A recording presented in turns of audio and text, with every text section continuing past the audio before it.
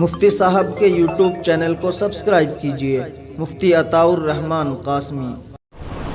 بسم اللہ الرحمن الرحیم۔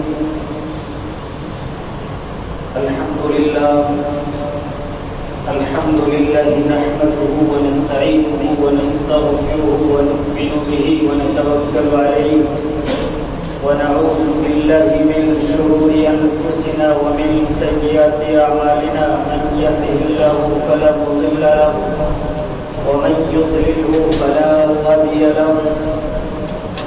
قال الله تبارك وتعالى في القرآن المجيد والفرقان الحميد: إن الصلاة تنهى عن الفحشاء والمنكر۔ وقال النبي صلى الله عليه وسلم: قرة عيني في الصلاة، أو كما قال عليه الصلاة والسلام۔ روز محشر کے جاں اداس بود، اولی پرشش نماز بود۔ وقت آئے جس گھڑی پڑھ لو نماز، وقت آئے جس گھڑی پڑھ لو نماز، وقت کو ٹلنے نہ دو تم زینہار۔ معزز سامعین کرام، اللہ تبارک و تعالی نے امت پر 5 وقت کی نماز فرض فرمائی ہے۔ اللہ کے نبی صلی اللہ علیہ وسلم معراج کے سفر پر تشریف لے گئے تو اللہ تبارک و تعالی نے تحفے میں 50 وقت کی نماز فرض فرمائی۔ واپسی میں حضرت موسیٰ علیہ السلام سے ملاقات ہوئی، کہا اللہ نے امت کو کیا تحفہ دیا ہے؟ اللہ کے نبی صلی اللہ علیہ وسلم نے ارشاد فرمایا کہ اللہ نے میری امت پر 50 وقت کی نماز فرض فرمائی ہے۔ حضرت موسیٰ علیہ السلام نے اپنے تجربے کے مطابق کہا میری امت پر چند اوقات کی نمازیں فرض تھی، مگر وہ ان کے اوقات پر ان کو بھی صحیح سے نہیں پڑھتی۔ آپ واپس جائیں اور ان میں کچھ تخفیف کرا لیں، انہیں کم کرا لیں۔ آپ صلی اللہ علیہ وسلم واپس تشریف لے گئے، متعدد مرتبہ اسی طریقے پر واپس گئے تو آخر میں 5 وقت کی نماز باقی رہ گئی۔ حضرت موسیٰ علیہ السلام نے پھر بھی کہا کہ ایک بار اور چلے جائیں۔ اللہ کے نبی صلی اللہ علیہ وسلم نے ارشاد فرمایا کہ اب مجھے شرم محسوس ہوتی ہے۔ اللہ تبارک و تعالی نے ارشاد فرمایا کہ ہم اپنی بات کو تبدیل نہیں کرتے ہیں، بدلتے نہیں ہیں۔ ہم نے 50 وقت فرمایا تھا، اب 5 وقت کی نماز فرض فرما دی ہے، تو نماز آپ حضرات 5 وقت کی ہی پڑھیں گے، لیکن اللہ تبارک و تعالی آپ کو 50 وقت کے برابر ثواب عنایت فرمائیں گے۔ اللہ کے نبی صلی اللہ علیہ وسلم جب حضرت صحابہ کرام کے درمیان تشریف فرما ہوئے تو اللہ کے نبی آپ کیا لائے ہیں؟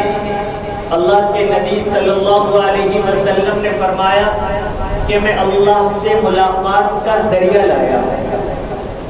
دنیا کے اندر آدمی سمجھتا ہے کہ میں کسی مشکل میں ہوں، اس مشکل میں اگر میری ملاقات فلاں بڑے نیتا سے ہو جائے، فلاں منتری سے ہو جائے، کپتان اور ڈی ایم سے ہو جائے، میں اپنی بات رکھ دوں اور میرا معاملہ حل ہو جائے گا۔ تو اللہ تبارک و تعالیٰ نے فرمایا میں آپ کے پاس ایسا طریقہ لایا ہوں کہ آپ کی ڈائریکٹ اللہ سے ملاقات ہو جائے گی۔ آپ اللہ سے اپنی دعا کرنا، آپ اللہ سے اپنی مشکل کا حل طلب کرنا، اللہ تبارک و تعالی آپ کی مشکلات کو حل فرما دیں گے۔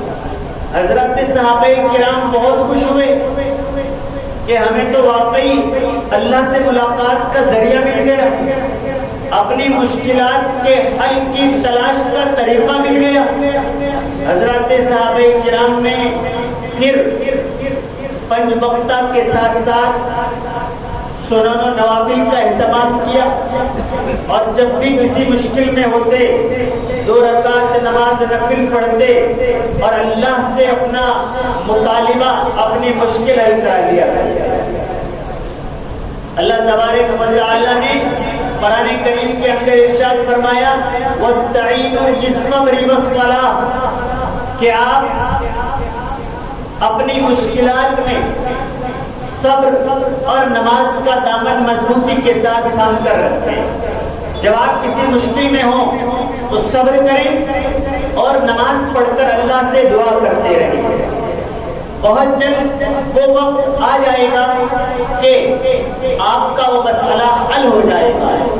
ان مع العسر یسرا، مشکلات کے بعد آسانیاں ہیں، یہ قرآن کریم کا فرمان ہے۔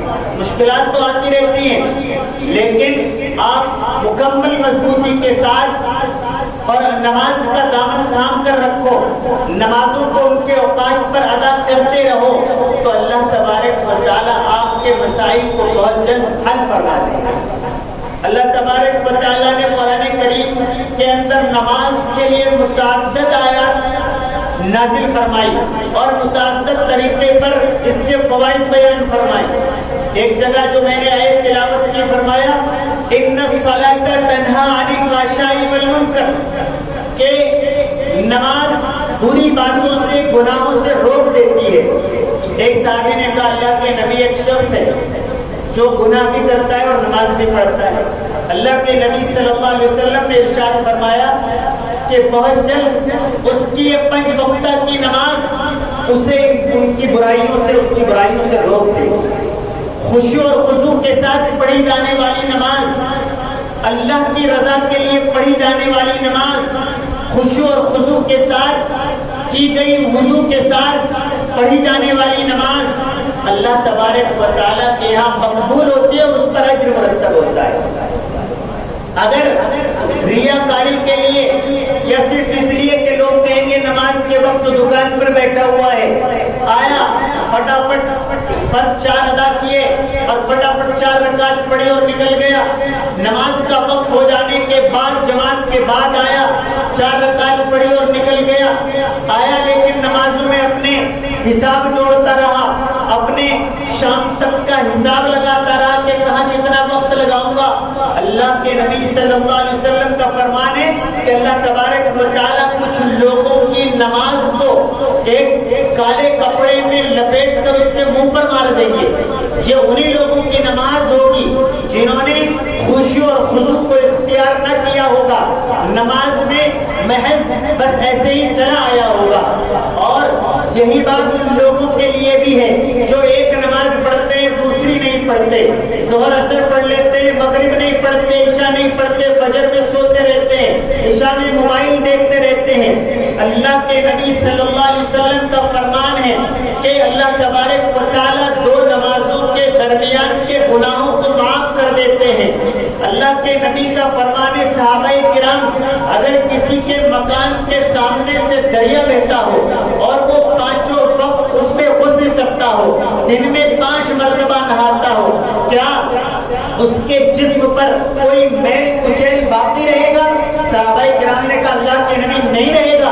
تو اللہ کے نبی نے ارشاد فرمایا کہ آپ 5 وقت کی نماز خشوع خضوع کے ساتھ ادا کریں، ان کے اوقات پر ادا کریں، با جماعت ادا کریں، امام کے ساتھ مسجد میں ادا کریں، تو اللہ تبارک و تعالیٰ ظہر کی نماز میں فجر کے بعد سے کیے ہوئے صغیرہ گناہوں کو معاف فرما دیتے ہیں۔ کبیرہ گناہوں کے لیے معافی کا مانگنا ضروری ہوتا ہے، اللہ سے توبہ کا کرنا ضروری ہوتا ہے۔ تو اللہ تبارک و تعالیٰ عصر کی نماز میں ظہر سے عصر تک کے گناہوں کو معاف فرما دیتے ہیں، مغرب کی نماز میں عصر سے مغرب تک کے گناہوں کو معاف فرما دیتے ہیں، عشاء میں مغرب سے عشاء تک کے گناہوں کو معاف فرما دیتے ہیں، فجر میں عشاء سے فجر تک کے گناہوں کو معاف فرما دیتے ہیں۔ گویا بندہ پاک صاف سوتا ہے اور پاک صاف صبح کو اٹھتا ہے اگر 5 وقتہ کا نمازی ہوتا ہے۔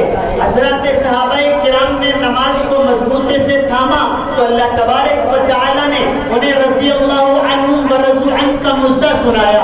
آج ہم کاروبار کے لیے، دکان کے لیے، کسٹمر کے لیے نماز کو چھوڑ دیتے ہیں، نماز کو مؤخر کر دیتے ہیں۔ حضرات صحابہ کرام عین جہاد کے وقت، عین لڑائی کے وقت جب تلواریں ایک دوسرے سے ٹکرا رہی ہوتی ہیں، اس وقت میں بھی صحابہ کرام نے نماز کو نہیں چھوڑا۔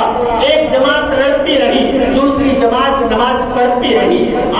اس دور میں صحابہ کرام کی تعداد تمام جنگوں میں کم رہی، لیکن تب بھی ایک جماعت جاتی اور نماز ادا کرتی۔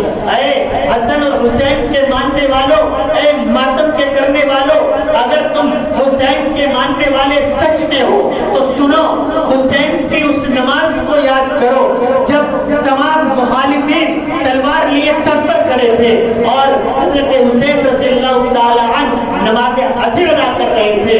تم گانے بجانوں میں نماز کو چھوڑنے والوں، اور تم دکان پر بیٹھ کر نماز کو چھوڑنے والوں، اور تم کھیت کھلیان میں جا کر نماز کو ضائع کرنے والوں، اور تم چاہتے ہو کہ ہمیں اللہ کی طرف سے تمام انعامات بھی حاصل ہو جائیں، اور تم یہ دعویٰ کرتے ہو کہ ہم حسین کے ماننے والے ہیں، ہم محمد کے ماننے والے ہیں، ہم ابو بکر کے ماننے والے ہیں، ہم عمر فاروق کے ماننے والے ہیں، ہم حسین احمد مدنی کے ماننے والے ہیں، ہم قاسم نانوتوی کے ماننے والے ہیں، ہم عبدالستار نانکری کے ماننے والے ہیں، تو یاد رکھو صرف دعویٰ کرنے سے کامیابی حاصل نہیں ہو سکتی ہے۔